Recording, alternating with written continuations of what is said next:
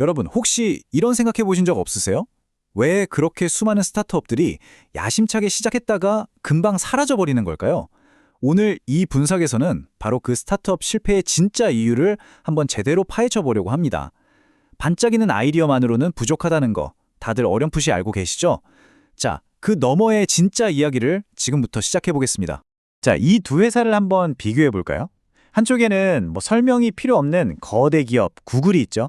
수천 명의 직원의 결제 하나 받으려면 몇 단계를 거쳐야 하는 그런 조직입니다. 그런데 다른 한쪽을 보세요. 바로 인스타그램입니다. 단 13명의 직원으로 시작해서 딱 2년 만에 전 세계를 휩쓸어 버렸죠. 사진을 쉽게 공유하고 싶다는 아주 단순한 문제 하나에만 집중해서 말이에요. 이게 바로 작고 빠른 팀이 가진 정말 무서운 힘을 보여주는 거죠. 그런데 말이죠.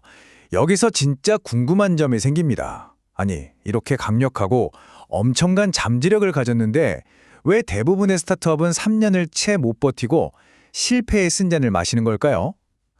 이런 성공 신화 뒤에 가려진 냉혹한 현실. 네, 바로 이 문제가 오늘 우리가 파헤쳐야 할 핵심입니다.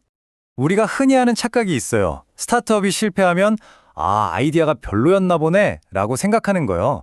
하지만 이제는 그 생각의 틀을 완전히 깰 때가 됐습니다. 오늘 분석의 가장 중요한 주장으로 바로 넘어가 보죠. 핵심은 바로 이거였습니다. 아이디어가 좋고 나쁘고의 문제가 아니었던 거예요. 진짜 실패 원인은 그 괜찮은 아이디어를 계속 돈을 벌어들이는 지속 가능한 사업으로 만들어줄 단단한 구조를 설계하지 못했기 때문입니다. 그러니까 멋진 자동차 엔진은 있는데 바퀴나 핸들, 차체가 없는 그런 그림이었던 거죠. 자, 그럼 이 구조가 없다는 게 대체 무슨 뜻일까요?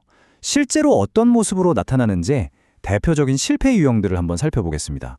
아마 딱 들으면 내 친구 회사 얘긴데? 하실 수도 있어요. 첫 번째, 기술과신형입니다. 이분들은 기술 그 자체가 전부라고 믿어요. 우리 제품엔 최신 AI 기술이 들어갔습니다 라고 자랑은 하는데 정작 그래서 고객이 어떤 문제를 해결해 주는데요 라고 물으면 대답을 잘 못하죠. 기술은 문제를 푸는 도구여야 하는데 기술 자체가 목적이 되어버린 겁니다. 데모는 진짜 화려한데 매출은 하나도 없는 바로 그런 경우죠. 그리고 이 유형도 정말 많습니다. 원맨쇼형.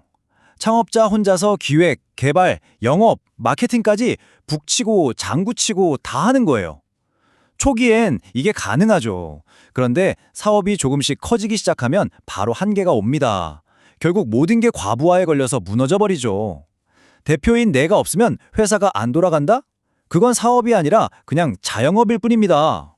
세 번째는 사용자 우선이라는 아주 달콤한 함정에 빠지는 경우입니다. 들어보면 그럴듯하죠? 일단 사용자를 왕창 모으자. 돈은 나중에 어떻게든 되겠지. 이런 생각 말이에요.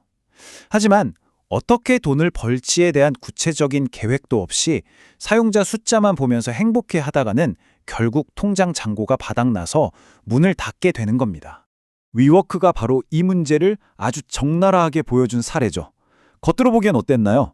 엄청나게 성장하고 매출도 어마어마했잖아요. 그런데 속을 들여다보니 돈을 버는 구조 자체가 완전히 잘못 설계되어 있었던 겁니다. 매출은 계속 늘어나는데 이상하게 통장 잔고는 계속 비어가는 상황. 매출과 현금 흐름이 얼마나 다른 이야기인지를 우리에게 똑똑히 보여준 뼈아픈 교훈이었습니다. 자, 이제 문제점은 충분히 진단했으니 해결책으로 넘어가 봐야겠죠? 이제부터가 진짜 중요합니다. 여러분의 스타트업이 살아남기 위해서 반드시 스스로에게 던져봐야 할 세 가지 핵심 질문이 있습니다. 바로 시장 구조, 운영 구조, 그리고 확장 구조. 이 세 가지를 비즈니스를 단단하게 떠받치는 3대 기둥이라고 생각하시면 딱 맞습니다. 이걸 제대로 설계해야 아이디어가 그냥 아이디어로 끝나지 않고 진짜 사업이 되는 거죠. 자, 그럼 하나씩 뜯어볼까요? 첫 번째 기둥, 시장 구조입니다. 여기서 제일 중요한 질문은 딱 하나예요. 고객의 문제가 돈을 낼 만큼 고통스러운가? 이게 무슨 말이냐면요. 사람들은 그냥 좀 불편한 문제에는 돈을 잘 안 써요. 하지만 정말 아픈 문제, 고통스러운 문제는 어떻게든 돈을 써서라도 해결하려고 하죠. 우리 서비스가 있으면 좋은 것이 아니라 없으면 안 되는 진통제가 되어야 한다는 겁니다. 그리고 이게 진짜 고통스러운 문제인지를 숫자로 증명하는 게 바로 단위 경제, 즉 유닛 이코노믹스입니다.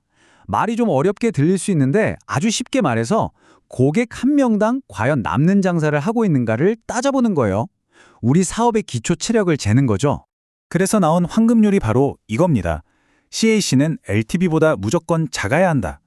CAC는 고객 한 명을 데려오는 데 쓰는 돈, 그러니까 광고비 같은 거고요. LTV는 그 고객이 우리 회사에 평생 벌어다 주는 돈이에요. 너무 당연한 말 같지만 이게 바로 여러분 사업의 성패를 가르는 가장 중요한 공식입니다.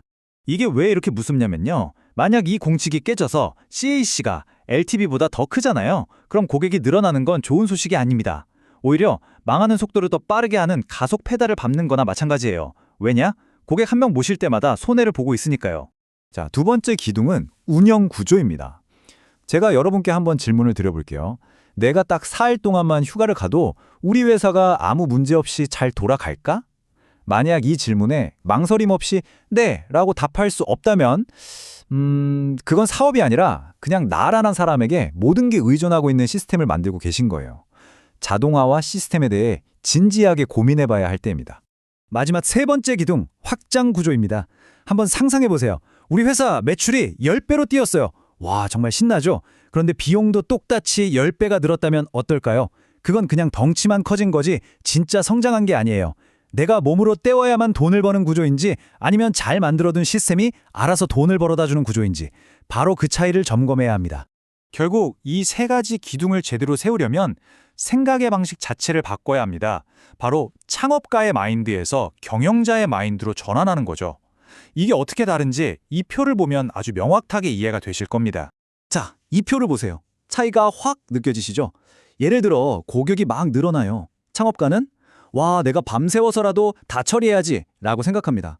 근데 경영자는 어떻게 하면 내가 없어도 이걸 처리할 시스템을 만들까? 이걸 고민하죠. 문제가 생겼을 때도 마찬가지예요. 창업가는 내가 해결할게. 하지만 경영자는 왜 자꾸 이런 문제가 생기지? 구조 자체를 바꿔야겠다. 이렇게 접근합니다. 실패를 내 탓으로 돌리느냐, 구조의 문제로 보고 개선의 기회로 삼느냐, 이 작은 생각의 차이가 생존과 실패를 가르는 겁니다. 오늘 분석을 마치면서 마지막 질문을 던져봅니다. 지금 여러분이 가슴에 품고 있는 그것은 그냥 반짝이는 아이디어입니까? 아니면 고객의 아픈 문제를 해결하고 확실하게 돈을 벌면서 심지어 내가 없어도 알아서 굴러가고 성장할 수 있도록 치밀하게 설계된 비즈니스입니까? 아마 그 답에 여러분 스타트업의 미래가 달려있을 겁니다.